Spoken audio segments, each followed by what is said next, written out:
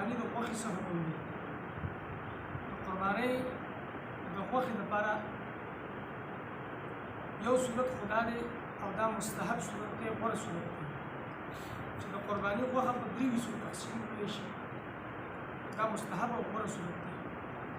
دا چې څومره غوښه سړي ته راغله نو دی د درې حصې دي. دا یوه حصه دې ورکړي غریبانانو له، دویمه حصه دې ورکړي خپل رشتهدارانو خپل ملګرو له، او درېیمه حصه دې ځان له حسابه.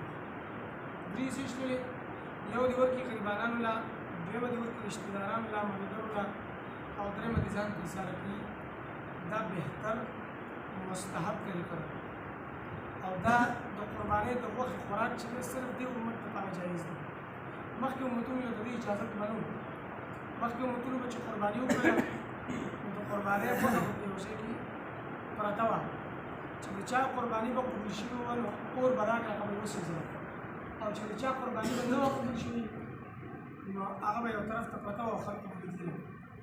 نو په دې کې خو یو د الله رب العزت دا انعام وشو چې د یو سړي قرباني قبول شوله او قبول نه شوله، چې د خلکو نه الله رب العزت هغه پټ کړو، په هغه باندې الله پرده واچوله، هغه پټ شو، هغه مستور شو.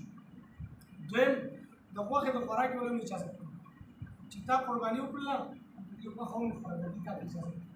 یو صورت مستحب او غوره چې درې حصې کې. دویم صورت دا دی چې دی ټوله ځان له ایساره کړي، ټوله ځان له ایسارولو هم جایز دي. ځان له ټوله ایسارولی شي او ایښودلی شي. او یو صورت دا دی چې دی دا ټوله صدقه کړي، دا هم بهتر ده چې ټوله دی ورکړي. او که دی د قربانۍ دا غوښه صدقه کوي، نو سړی د قربانۍ غوښه صدقه کوي، نو دا غریب له هم ورکولی شي او مالدار له هم ورکولی شي.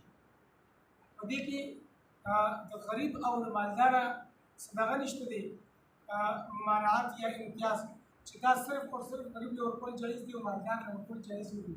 دی غریب له هم ورکولی شي او مالدار له هم ورکولی شي، جایز دي. ټوله صدقه کولی هم شي، ټوله ځان له ایسارولی هم شي، او درې حصې کولی هم شي چې یو حصه غریبانانو له ورکړي، یو رشتهدارانو له، یو ځان له ایساره کړي. او دا درېیم صورت چې دی دا بهتر دی، دا غوره صورت دی. یو مسله دا ده چې د قربانۍ غوښه دی په اجرت کې نشي ورکولی، په مزدورۍ کې. لکه یو سړی د سره قرباني وکړي یا د یو سړی په مزدورۍ باندې ونیسي چې ته زما دا قرباني ذبح کړه او دې نه سرمن وباسه، د دې دا غوښه چې ده دا ټوکړې ټوکړې کړه. او چې کله هغه سړی د ده دا عمل پوره کړي، دا فعل وکړي او د هغې په اجرت کې دې هغه له غوښه ورکړي، اجرت کې غوښه ورکول جایز دي، او نه په اجرت کې سرمن ورکول جایز دي. دویم صورت دا دی چې د قربانۍ غوښه خرڅول هم جایز نه دي، چې سړی د قربانۍ غوښه خرڅ کړي، خرڅول جایز نه دي. یو سړي خرڅه کړله نو د دغه د خرڅولو هغه پیسې چې کومې دته راغلي دي، دا پیسې دله په غریب باندې صدقه کول بیا واجب دي. هسې خو د قرباني غوښه غریب او مالدار دواړو له ورکولی شي، چې کله یې قرباني غوښه خرڅه کړله بیا به دا پیسې دا قیمت دا به غریب له ورکوي، دا به مالدار ته هم نشي ورکولی.